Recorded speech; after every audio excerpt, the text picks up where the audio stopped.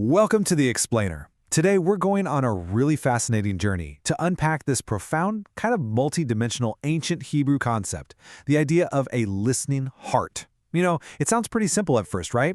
But as we peel back the layers of linguistics, theology, and even the natural world, we're going to see how this single phrase can completely transform our connection to the world around us.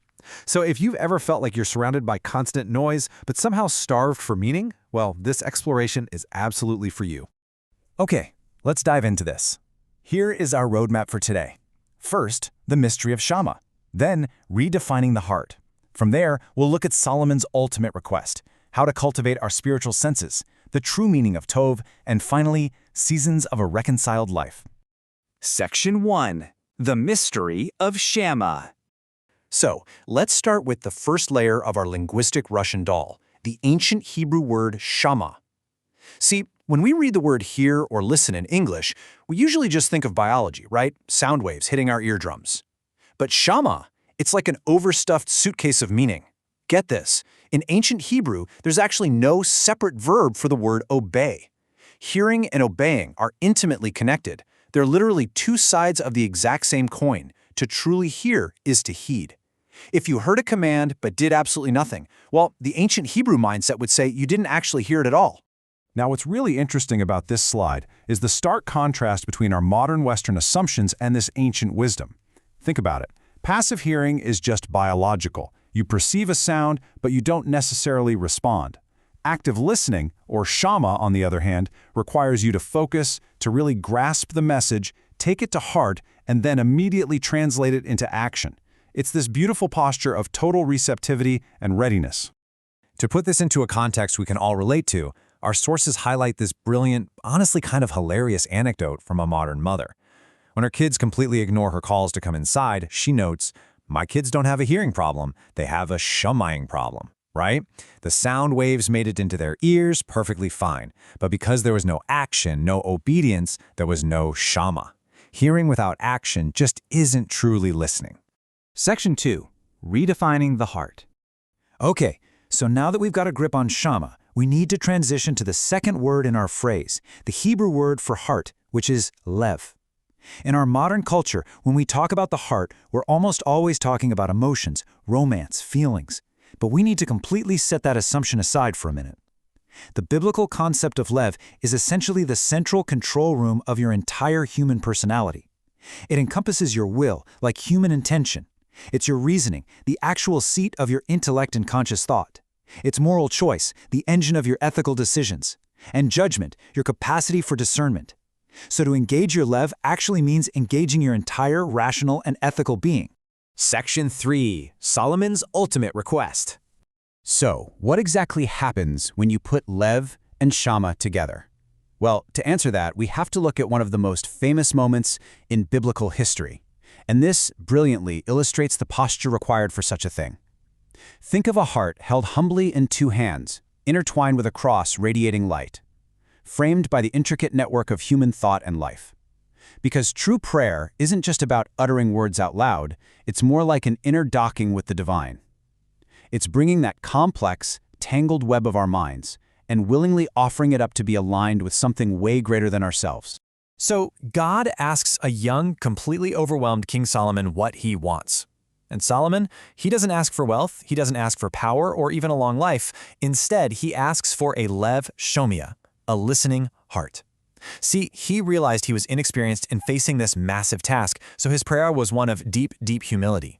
He was essentially asking God to make his central control room, his intellect, his will, his judgment, into a finely tuned antenna, actively attuned and obedient to divine guidance so he could govern his people justly. Section 4. Cultivating spiritual senses. Now, this concept doesn't just stay locked in the ancient Hebrew texts. Early Christian thinkers took this idea of active inner attunement and ran with it. Thinkers like Origen and St. Augustine believed that just as we have physical senses to navigate the material world, we also have spiritual senses to know the divine. And they map these out so beautifully.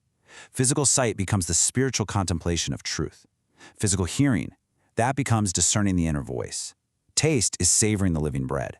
Smell is perceiving the perfume of Christ, and touch is experiencing the divine embrace.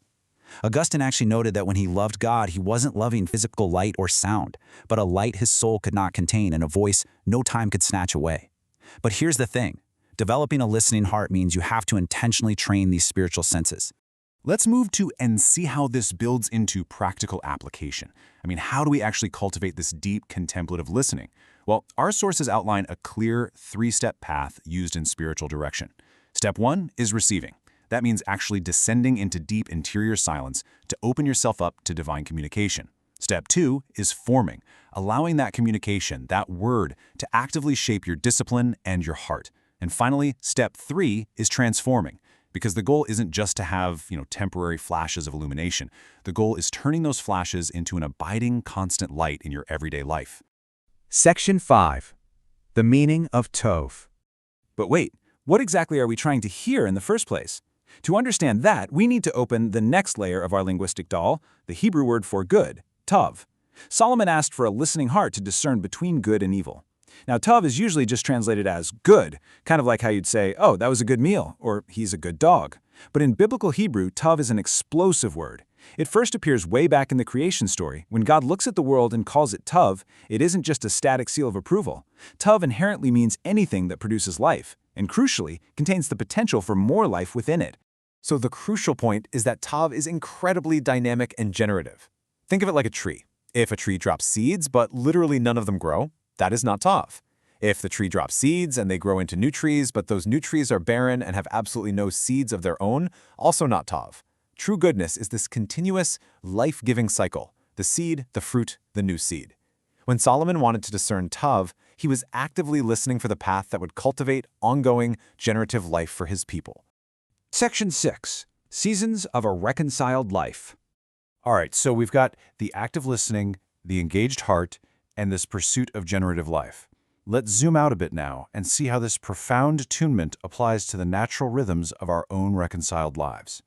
Our sources share this fascinating perspective from ancient Chinese timekeeping during the grain rain season in late spring. They divided the season into 3 pentads, basically 5-day periods. In the first 5 days, the duckweed silently begins to grow. In the next 5, the cuckoo bird begins its call to remind farmers to sow their seeds. And in the third pentad, the daishing bird descends on the mulberry trees.